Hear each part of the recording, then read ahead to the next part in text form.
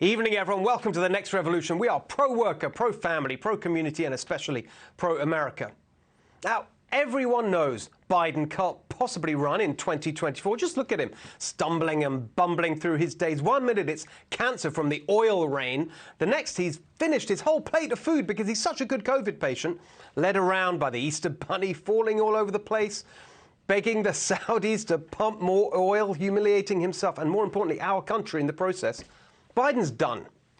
But according to all the reports from Washington insiders, Democrats absolutely don't want the obvious choice, Vice President Kamala Harris, to be their candidate instead. So, amazingly, almost overnight, and pretty much on the basis of one ludicrous ad in Florida, California Governor Gavin Newsom has become the favorite to be the next Democratic presidential nominee. In fact, if you watched him sauntering around the White House the other day, he clearly thinks he's going to be the next president, not so much president-elect as the president-expect. But what could we expect from him? As the famous British socialist Nye Bevan once said, you don't have to gaze into a crystal ball when you can read an open book. Gavin Newsom's record in California, which he seems to think is helpful in making his case. As he told our Fox LA colleague Alex Michelson, the thing he needs to work on is the narrative. The party, the infrastructure, I think has to organize with more ferocity of focus, more determination to set the agenda, set the course, and put the other party on the defense. They are dominating the narrative. The facts aren't on their side, but they're dominating the narrative. Oh, interesting. We have the narrative, but he has the facts, like on education, of course. That's why he was in Washington to accept an award for transformative improvements in education, which he was very pleased about in this Daily Mail video. So here at the White House, just had a meeting with the First Lady, Jill Biden, talking all things education, what's happening across this country that's right, and what's going on in many of these red states. And we'll be highlighting those today when we get this Innovation Award in education. And yes, it's true, the facts are on his side. He really was tremendously innovative in education. He closed California public schools earlier and for longer than anyone else. Although there was one exception, private schools, which his family used. Private schools had to go on without Gavin Newsom's innovation and do boring, old-fashioned things like stay open and teach kids. And by the way, we completely support that choice he made for his family. It's just that because of his corrupt funding from the teacher unions, he wants to deny that choice to most other families. But let's not get bogged down in such minor quibbles. The point is, Gavin Newsom delivered transformative improvements in education. He's got the facts on his side. We've just got the narrative. So our narrative, you've heard it here many times, is that because teacher unions control public schools and push indoctrination instead of education, academic standards are collapsing. But that's just a narrative. Gavin's got the facts. I mean, look at this. Just under half the kids in California meet the state's standards for English. Half. Isn't that amazing? I mean, what kind of bigot wants all the kids to learn to the required standard? Half can, half can't. That's fair, right? We're all about fairness in California. Social justice. With math, it's even fairer. A third of the kids are proficient in math, 2/3 aren't, and that is great because as California Democrats have established, math is racist. You don't want kids learning that stuff. Now, we say that all this woke madness actually hurts black kids the most, but that's just a narrative. Gavin has the facts. Look at this. In California public schools, there's the equivalent of a 4-year achievement gap between black and white 8th grade students. You see? 4 years gap. But wait a second. It's the black kids who are 4 years behind. Doesn't that prove our point? Whatever. There is definitely one area where California is leading the nation.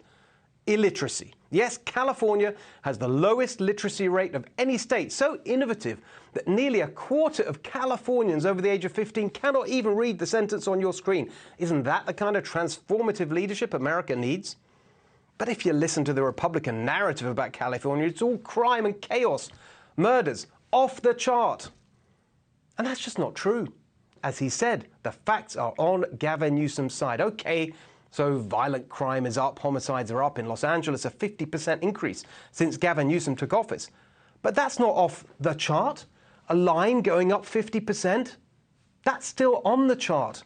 Honestly, These right-wing extremists with their misinformation. Just like they go on and on about theft and burglary and assault going through the roof, thanks to far-left, pro-criminal district attorneys backed by Gavin Newsom's hand-picked soft-on-crime Attorney General Rob Bonta. But the fact is, these scenes we're looking at, that's not crime. That's violent domestic extremism. Trump supporters, the notorious San Francisco chapter of the Proud Boys. I mean, look at them. Can't you tell? And when Walgreens closed multiple stores in San Francisco and said that it spends 46 times the chain's average on security in San Francisco, and when Starbucks said it's closing stores in Los Angeles because of out-of-control crime, those aren't facts. It's just a narrative pushed by that well-known far-right Republican operative, Howard Schultz, the Starbucks CEO, who tried to run for president as a moderate centrist. See? The facts are on Gavin's side.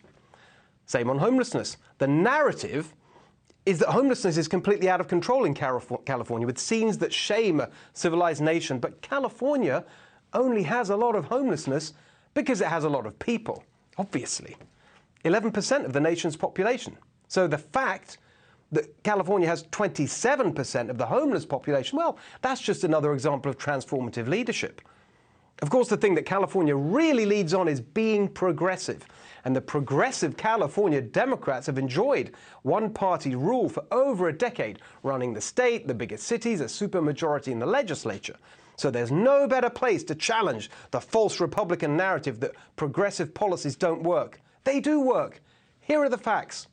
The gap between high and low income families in California has become one of the largest in the country. And because progressive Democrats hate inequality, you need progressive policies to close the gap.